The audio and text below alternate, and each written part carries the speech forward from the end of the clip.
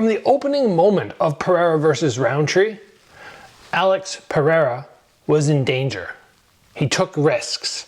He struggled more than we all expected. Now, you remember the knockdown. He throws a round kick, he ends up facing away from him, and Roundtree catches him with a hook. Imagine if that would have played out in the opening seconds of the round. What happens? Pereira runs out, he throws a front kick. I'm not sure why, it's an odd strategy, and he ends up with his back facing Roundtree.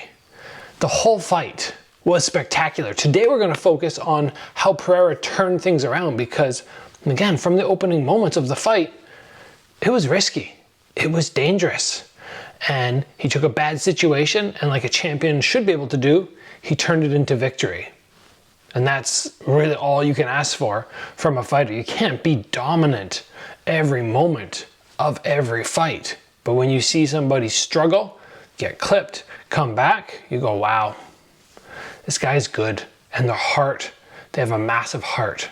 So first I want to take a look at the opening seconds of the fight again, and I want to talk you through risk assessment early in a fight. So what we see is Pereira come right out, he throws a front kick, it gets caught. He kind of stumbles down to the ground. If this had been a fighter who had any ground game, if we look here clip by clip, his back is completely exposed. Roundtree could just drop his weight, take his back. Very easy. Would have been potentially a terrible first round for him. Sort of kicks off right there, this punch. Oh, he didn't really get a good punch off, but it was dangerous. And we need to do that assessment early in the fight. How much risk are we willing to put out? Is a front kick going to finish the fight? No, it's not going to finish the fight. In this instance, did we see it could be like, you know, a very dangerous thing? Yes. So when you guys are planning the first little bit of the fight, be very aware of what techniques are safe, what techniques are dangerous, and the risk versus reward for those. Now, something that Pereira did so well early in the fight to mitigate damage, because Roundtree was bombing big shots, he was creating distance very well. And that was going very far for him. Roundtree, I think they said, was only landing something like 25% of the shots that he threw, the punches that he threw, which is pretty darn low. And because Pereira was backing up, even when they did land, for the most part, he was already in motion, the same direction, or sorry, moving away from the shot. So it mitigates most of the impact. It's fantastic strategy, but still, in round two, and round one potentially, we go, he didn't win them. Then round three comes. Round three, what does he do different in round number three? Well, in my mind, it comes down to two massive things which led to the victory for him. Number one was Khalil Roundtree fading, cardio. Cardio gave out. Why did it give out? Was he not in shape? No, absolutely not. It's because he had such a high output fight strategy, right? He's bouncing, he's moving all the time, and it helped him in the early rounds stay safe. But as it went on, oh, you could see he was fading hard. And Pereira, with his style, was very economical.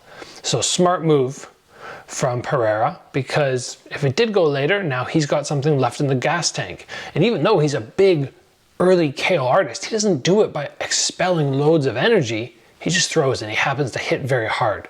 But he actually is a good fighter for a long distance because he's not always damaging the person with just non-stop action. Now, distance control. We talked about his ability to back up. But as we get into round number four, and we see Pereira start to take advantage because of the cardio disparity, we see both of them exchanging shots, right? They're both throwing, but it's Pereira who's landing and it's Roundtree who's missing. And yes, Pereira has the length, the height, so that is helpful. But in addition, he's very good at taking little steps forward or back. If he wants to hit, he takes a step forward. If he wants to be safe, he takes a step back. And he's good at just pulling his head out of range. So those two things, the cardio and his distance control, are in my mind what took round 1 and 2 as losses into round 3 and 4 as dominant rounds, at least for the last minute of round 3 and obviously all of round 4. Very dominant. And it was a fun fight to watch. Very fun.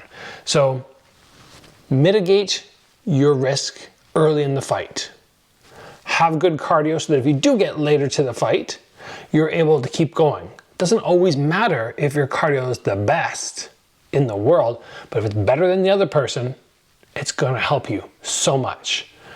And number 3, if you can understand range, which is something that I do want to focus on at some point, maybe for my next course, we'll do a whole bunch of range and distance training so you can really understand that.